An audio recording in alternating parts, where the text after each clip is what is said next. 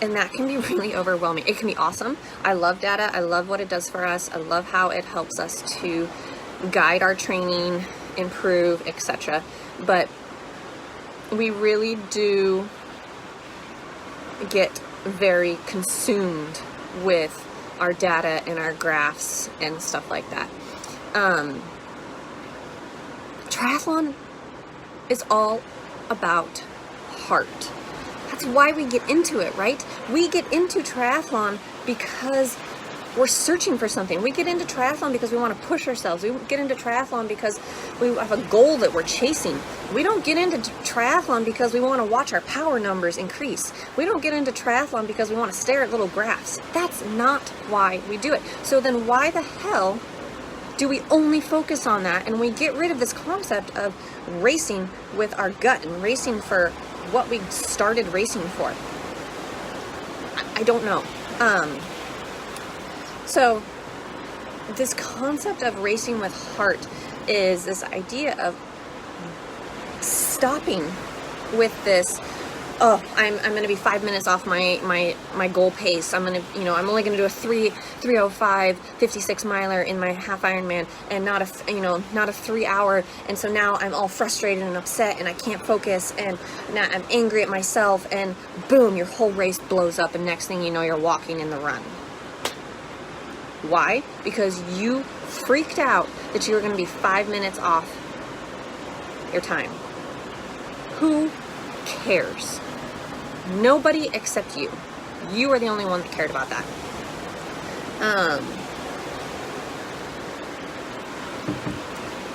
Whereas, if you look at the big picture as a whole, those 5 minutes, maybe they have to do with the course. Maybe they have to do with the weather. Maybe it was just one of those days. But if you were to not worry about that and prepare more for, okay, I nailed my nutrition on this, so I'm going to have a strong run. Or I pushed myself as hard as I could. I gave 110% on the bike, so now I'm going to give 110% on the run. I had a ton of fun out there. I don't know, all these little things that are more qualitative than quantitative. You wouldn't freak out, you wouldn't panic, and the next thing you know, maybe you threw together your fastest ever half marathon in a 70.3. You don't know that. You still have a whole race to finish. Honestly, in races, I have stopped looking at I don't look at my power meter.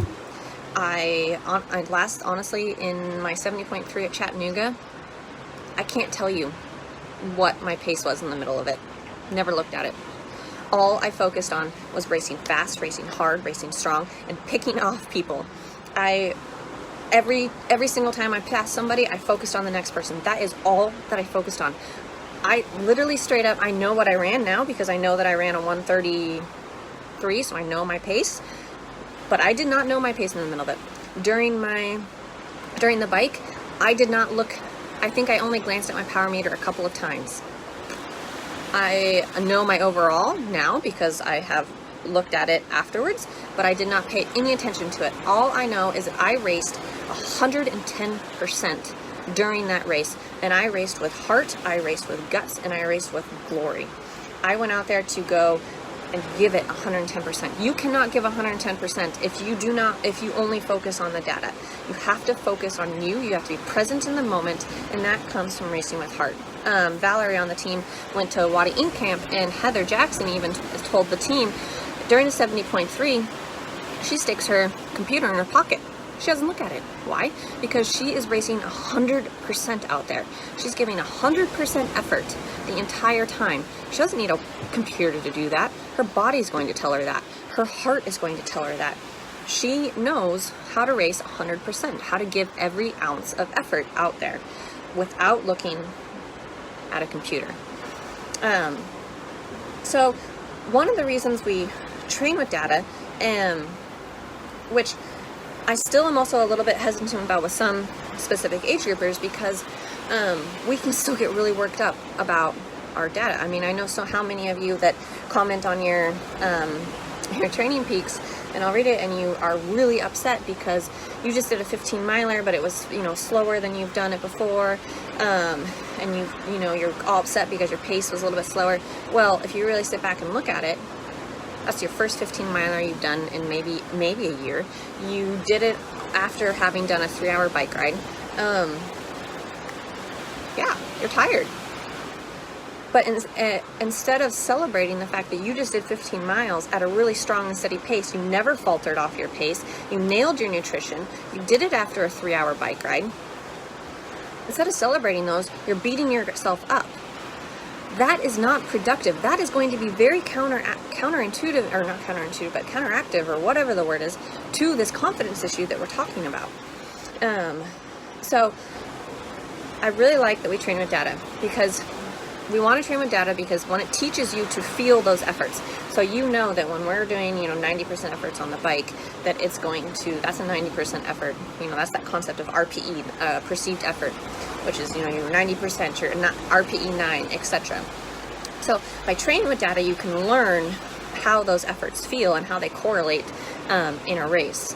As well as, we do want to train with data because that is how we grow. We want to see those pieces. We want to push ourselves. We have the data so that we know, okay, I'm doing 90% efforts because that's going to increase my lactate threshold. That's going to increase my VO2 max, which is going to make me faster overall. But what I don't like when we train with data is when we get really freaked out about it. So I really want you guys to concentrate as we move forward through the rest of the season, not necessarily focusing on the data and getting stronger and getting faster, but not letting it consume you. Get back to why you got into this sport. Get back to the heart that you put into it, the soul that you put into it, the emotion that you put into it. That is what makes a great triathlete, is someone who can go into it and go back to where they first started and go back to why they love it, and the pain that you feel with it, the effort that you feel with all these little pieces. I know that for me, that's one of the reasons I love triathlon, is I love the pain. And I go back to that on a regular basis. So I really want you guys to start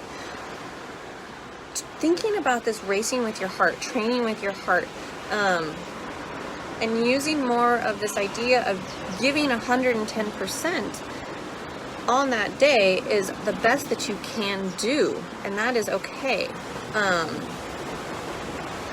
It's not an easy thing to do, to let go of the data, because we've become very accustomed to it and we have a little bit of a crutch with it.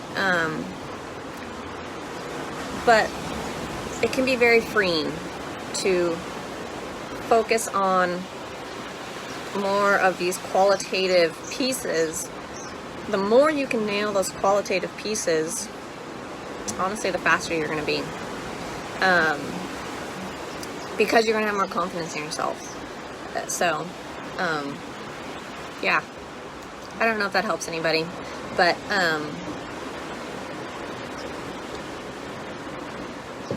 it's something I'm going to speak a lot to about you guys, and every single time that we have a pre-race chat.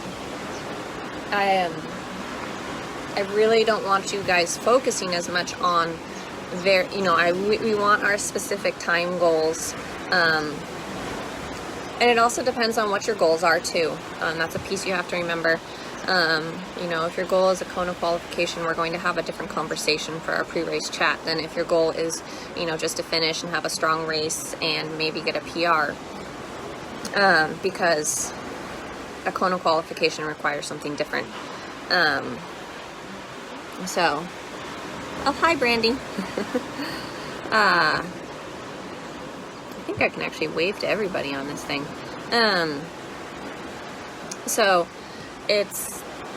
But even if you are someone who's going for a Kona qualification, racing with heart is the way to do it.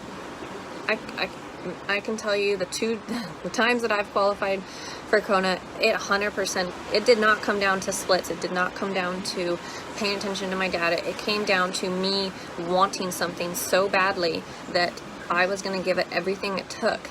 Data has nothing to do with that. That's all me. That's all my heart. That's all guts and glory. I'm racing for the love of it.